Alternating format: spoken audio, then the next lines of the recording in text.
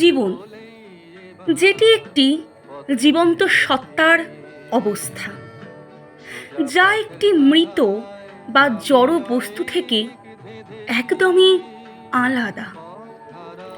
জীবন যেটি একটি বই, যার প্রতিটি পাতা ও অধ্যায় আমাদের শিক্ষা দেয়, তা সে ভালোই হোক আর খারাপ।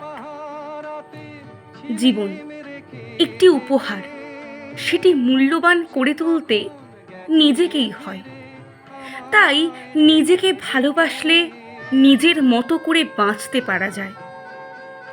কারণ যে কোনো জিনিসের যেমন কোনো নির্দিষ্ট সময়কাল হয় না, তেমনি জীবনেরও নির্দিষ্ট সময়কাল নেই। তাই অতীত থেকে শিক্ষা নিয়ে বর্তমানকে কাজে লাগিয়ে ভবিষ্যতের জন্য প্রস্তুত হয়ে প্রতিটি মুহূর্তকে যদি উপভোগ করা যায়, সকল কষ্টকে জয় করে নিজেকে ভালোবেসে যদি এগোনো যায়, তাহলেই জীবন সুন্দর।